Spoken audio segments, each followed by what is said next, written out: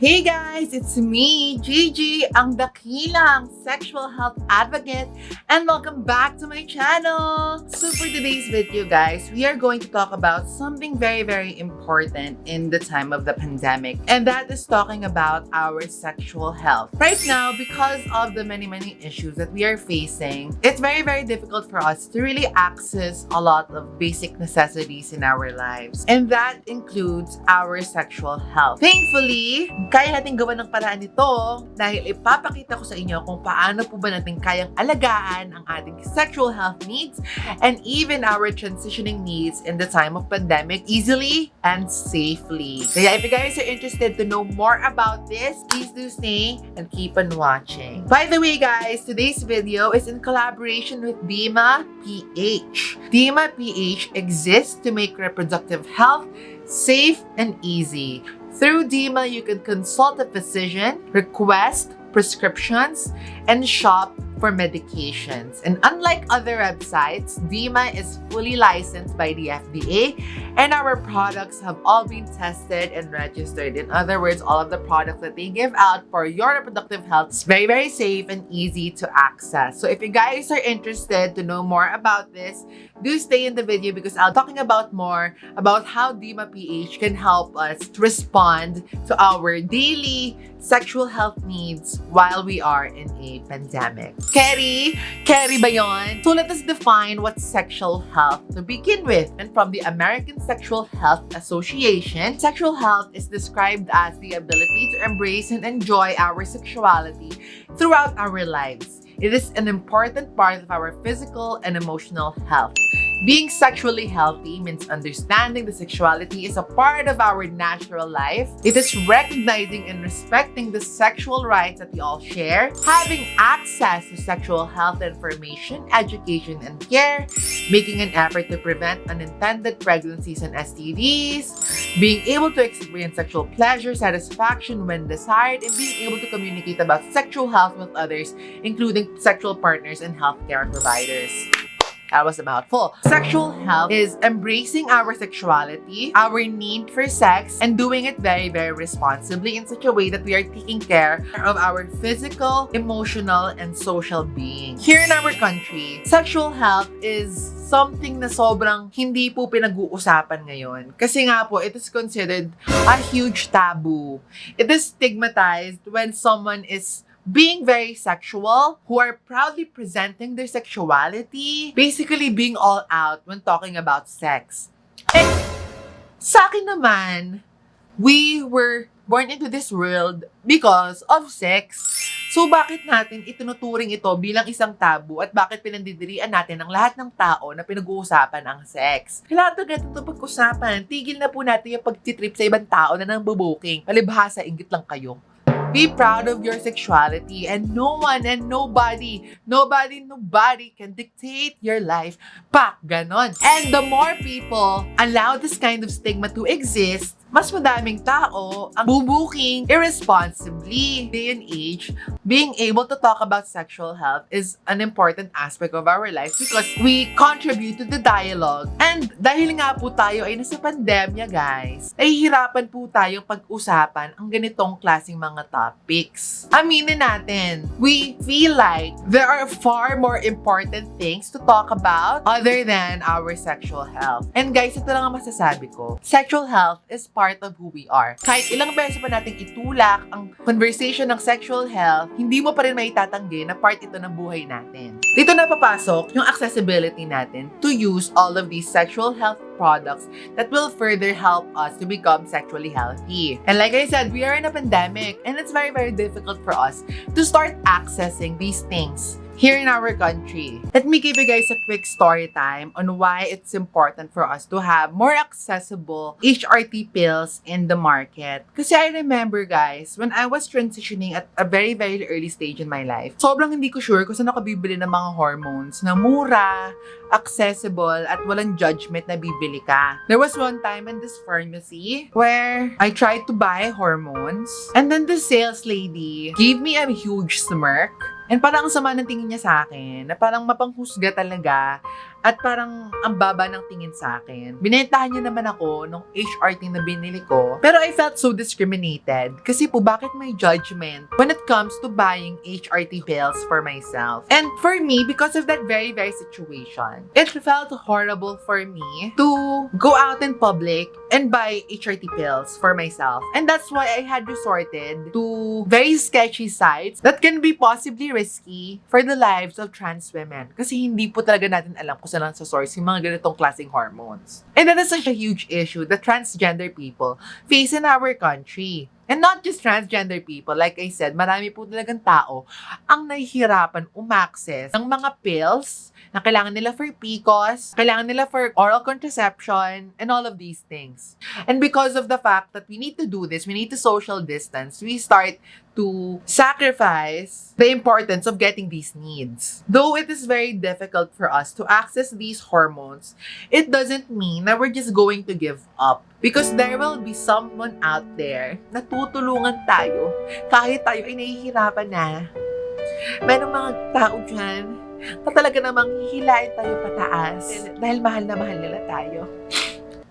And that's where Vemma PH comes in. Thank God. Yes, God, honey. So let me talk about why I really love Vemma PH. Vemma PH is basically your one-stop shop when it comes to accessing sexual health needs and reading articles and resources that will allow you to be enriched with all sorts of sexual health topics. So basically, you're going to make an account, visit the shop, and if you guys want, sobrang ganda nito, you can actually have a consultation with an OB-GYN here. So this is really good for women who need to find consultations to buy their oral contraceptives. O di ba talagang inaalagaan kayo? They have condoms, they have pregnancy tests, and of course, meron dito mga birth control pills din. O di ba? And best of all, you can order from them online at sobrang bilis ng pagdating nito para sa atin. Hindi na tayo magkakaroon ng problema whenever we need to access birth control pills, hormone pills, condoms, and all of these things because o-order ka lang dito, easy na. Hindi mo na kailangang i-risk yung buhay mo on buying on other websites that have potential risks when it comes to your hormone replacement therapy, your PCOS, and all of these sexual health needs that you're going to encounter. Sobrang bongga talaga ng Vemma PH. Ibibigay ko talaga sa kanila. And their advocacy to really promote the importance of sexual health in our country. Because like I said, sexual health is not being talked about as much. And there are a lot of topics that we guys can talk about when it comes to sexual health. And I'm only at the tip of the iceberg, guys. So it's very important that you guys really dedicate your time and effort in trying to understand kung ano ba ang sexual health. So ano po ba yung mga produktong binibenta ng Vemma PH? Hey guys, quick disclaimer before we proceed with anything. Like I said, it's very, very important for me, guys, to let you know that whatever I say here is coming from the perspective of someone who is a sexual health advocate. And with that being said, I am not telling you guys that you should purchase these things that I'll be talking about, but rather providing you guys with opportunities and access to things that can be used for your sexual health needs. But at the same time, it's still very important that we prioritize whatever your doctor has prescribed for you. At the end of the day, yung doctor pa rin naman ang tama sa kung ano ang kailangan mo para sa inyong buhay. Like I said, I would like each and every one of us to take care of our health because our health is our wealth. Wait for your doctor's prescription on what to buy first, and maybe you guys can talk about this with your doctor to know if pwede po ba itong gamitin sa kung ano mang concern mo when it comes to your sexual health. Diba? Again, the keyword here talaga is huwag mahihiyang magtanong sa inyong doktor. So tada, nandito na po siya, mga pills na binibenta nila. So I'm gonna do a quick unboxing for you guys. So this is their Cybele product, okay? Ito po siya, ito po yung box niya, and let's open it together. First and foremost, we're gonna get this. I think this is their pack. Ilalagay mo siya dito sa loob. Cute lang. And a leaflet. Guys, if you bought pregnancy kits, alam niyo naman na lagi po siyang nandito. O diba? Ang bongga, napakahaba. I'm sure you guys should try reading this because it's very, very important to know what's inside the leaflet at kung para saan po ba ito ginagamit. So, this is what Cybele looks like. Ayan. Ito po yung likod niya. You can see the ingredients of it, and the components of it is very, very similar to the Yan 35 if you guys are familiar with that. So Cybele delivers a low dose of progestin and estrogen, and it also regulates your period and clears up your skin. With the same ingredients as the Yan 35, it's perfect for anyone looking to control acne through contraceptive pills. Cyproterone, the main ingredient, is the most prescribed contraceptive pill for controlling acne. Next offering they have here is Lizelle or Lizelle. So this is a hormonal contraceptive. Let's see what's inside. Similar lang, we have this chart, and again, we have a very, very important leaflet that we should read upon.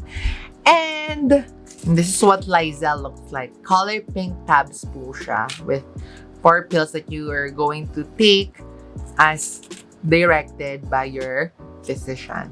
Okay? So Lizelle is best for people concerned about weight retention and weight gain. So Lizelle contains drospirenone and ethinyl estradiol as active substances. So I believe ethyl estradiol is the estrogen, and it is used as a contraceptive to prevent pregnancies, and it's very, very effective method for birth control. Drospirenone also has anti-androgenic activity, which can help to reduce acne and greasiness of the skin and hair. So, may mga kanya-kanyang benefits po talaga ang pagtitake ng specific kind of hormones na ito. But as I've said, guys, it's very, very important to keep on consulting with your doctor to find out kung ano po yung bagay po sa inyong personal need. Personally, I believe yung sobrang maging effective for trans women is yung Cybele. Ito po yung I feel like perfect for trans women. This one naman perfect for non-contraception. But as I've said, I am not a doctor. I'm not here to tell you on what hormones, what contraception you should take. It's your doctor who's supposed to do that. I am only presenting options for you guys para magawa nyo ang inyong sexual health needs safely and easily in this pandemic. So, ayun guys, those are just some of what Vemma can offer to us. It's very, very good for us to know that despite being in a pandemic, kaya pa rin natin pangalagaan ng ating sexual health at kaya pa rin natin itong pag-usapan to further allow people to know why it's important to talk about sexual health. At the end of the day, ito pa rin tayo. Parte ito ng buhay natin at parte ito ng ating kalusugan. Kaya kailangan pa rin natin itong i-prioritize. Okay? We all aspire for a future where it's going to be much, much more easier for us to talk about sexual health and access it anytime we want. And that is all, guys. I hope you guys learned a thing or two from me, and sana naman po mas naliwanagan kayo kung bakit kailangan po natin pag-usapan ng sexual health. Thank you so much. This has been Gigi, your sexual health advocate, and I will see you guys in my next video. Thank you, guys!